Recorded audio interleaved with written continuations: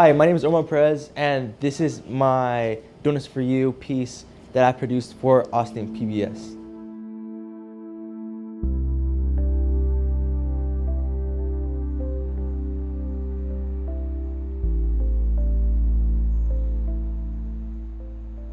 DONUT4U is a community staple. It's been here for 15 years, and people stop here from the neighborhood on their way to work, just grabbing kolaches, coffee, sandwiches, and donuts, at least once a week.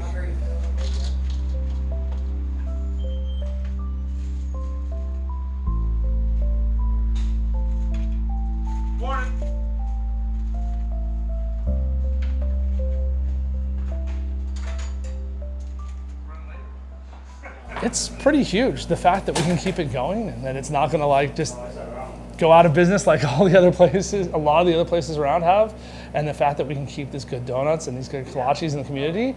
And it's a community center. People stay here, they hang out here for hours out of the day, and they go here before church. And I really love that we can keep it going and that I can be a part of it.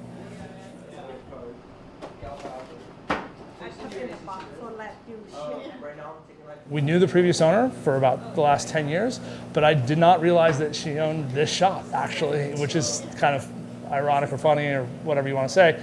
But I would stop here every time I was on the side of town. I live in Lago Vista, so I would stop here whenever I was in like North Austin, Pflugerville area and just grab donuts, grab some kolaches, and take them to where I was going and eat. And so when the opportunity arose and we thought about we wanted to do it, we reached out to the previous owner, Tina, and she was like, yeah, we'll sell you the place. And it was honestly, I think, the best donuts in town, so that's why.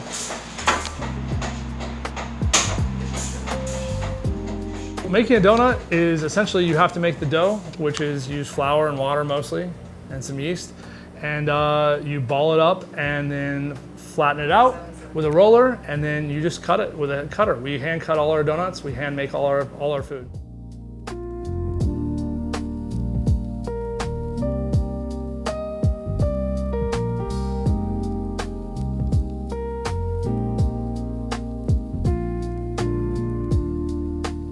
Yeah, don't skimp.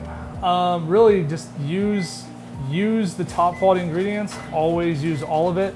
A lot of donut shops will cut their flour with like kind of bench flour and things like that, and we don't skimp on anything. It costs a little bit more, but in the end it's a much better product and people will keep coming back for it.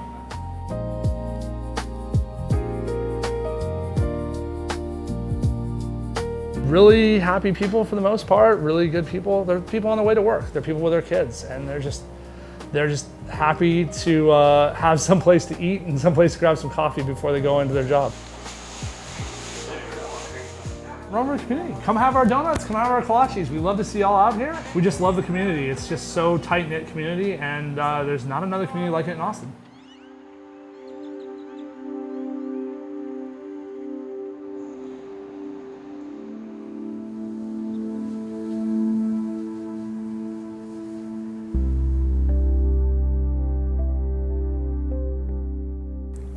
I am Alex. I am the current owner of DONUT4U of the 620 location. Rundberg opened around September of 2010. At the time, there wasn't that many food options. If you've been on Rundberg, you know there's 3 gas stations across the street from each other, the Recycle Center, and then Ken's Tacos. We took over Ken's old unit. Other than that, you'd have to go pretty far to get any food that's actually made that's not like pre-prepared. My mother wanted to open up one. It's very typical in the Cambodian community for Cambodian people, especially Cambodian immigrants, to want to open up a donut shop. It doesn't require English. You don't need to speak English to run a donut shop. You can basically do it without speaking English if you have your kids to help you or someone that can help you. It's very stereotypical for them.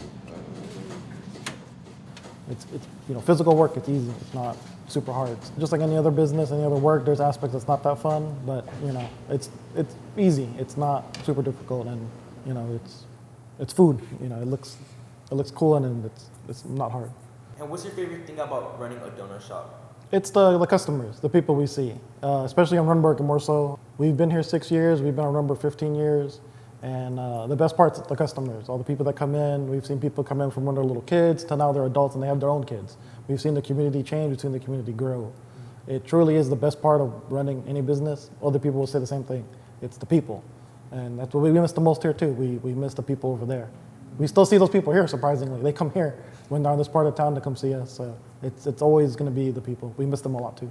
What is your favorite thing about the customers? We can relate. She came from Cambodia. My mother immigrated here, and they didn't speak a lot of English. A lot of the Hispanic kids in that community, that part of town, same thing. Their parents came here. They don't speak a lot of English. Their parents rely on their kids to help them, help translate, help figure things out. I can relate to the kids that come in. Their mom doesn't know how to speak English, and they go, "Mijo, just order something. ¿Qué quieres?" Like, I get it. I've been in that position, so I relate to the kids. And we didn't grow up very well off, so I understand the struggle of having, your mom says, we only have $10. You have to feed you, your sister, me, and dad. Order for us. So I get it. So it's very relatable. The most difficult thing is the unpredictability of it. Some days we'll come in and we've been broken into. We'll come in, our windows are smashed. We come in and sometimes somebody got shot in the parking lot. So the whole parking lot's closed. So the unpredictability is the hardest part. Like I said, the best part is the community. Like, I see the same people in and out, we talk. I even hang out with them. Like, when I'm done with the store, if I see, like, I'm down the street at La Mexicana getting tacos, I see the customer, I'm like, "Yeah, did you eat yet?" It's like, "Let's go, come let's eat," and I'll buy some tacos or get a torta. Like, we hang out. Like, it's, I'm part of the community too. I'm there. I'm not just there working, I bounce. I'm there, I'm eating with them, we're hanging out. We'll go play basketball at the park, or we're hanging out at the park. It's like, What positive impact has your business had on the Rundberg community? That I'm not sure about. That I think the community would answer better, but I hope that we were able to give like an affordable food option. Like, we try to have our prices as low as we can, because like I said earlier, like, it's when the kids come in, sometimes their parents don't want to get out the car, they're tired. They give the kids $5, $10. Mijo, go in there, grab food enough for you and your sister to go to school. So we try to keep our prices low. At least they can walk in and get something freshly made that day that's still pretty hot, and they can feed them, their siblings, their parents, all for $5, $10 at the time. I also would like to think that the positive impact we had was we looked out for each other. When you're a small community, we all don't have much, because we all know we're all struggling. Everyone there is struggling. No one's there is there because they're not struggling. When someone takes something from you or breaks a thing you need to get to work, it makes a big difference. So when the community gets robbed or gets hurt, we talk and we look out for each other, and we're like, "Oh, what does he look like?" If we see them, we're gonna call the cops. We got each other's back because we can relate. They know we're real, and we know, we see each other all the time. We're not gonna let someone get one over on someone else in the community. When someone tries to come and take advantage and try to take something from one of us, we're not gonna let that happen. Would you consider the community as a family in a way? Yeah, I still, whenever I go there, even now when I hop in there real quick, if someone sees me, they flag me down, we talk, we say hi. I've seen people from when they're like small, from like 5, 6 years old. Now we've been there 15 years, they're 20. Some people even longer than that, and they have kids now. They come in with their kids and we say hi. I would like to think that, hopefully that never goes away for us. Granted we're not there anymore, but we still say hi. Me and my mom would like to say thank you to everybody. We miss you guys a lot. I'm sorry we didn't get to say bye. Hopefully you guys are all doing okay. We wish you guys all the best hanging in there, and don't be afraid to say hi. If you ever see me or her, don't be afraid to say hi. We love seeing you guys. We miss you guys. We hope you guys are all doing well. I know some of you are. We've seen each other, and I've seen a lot of you guys grow up. So hopefully we see each other out in the wild. So thank you guys. We miss you guys, truly.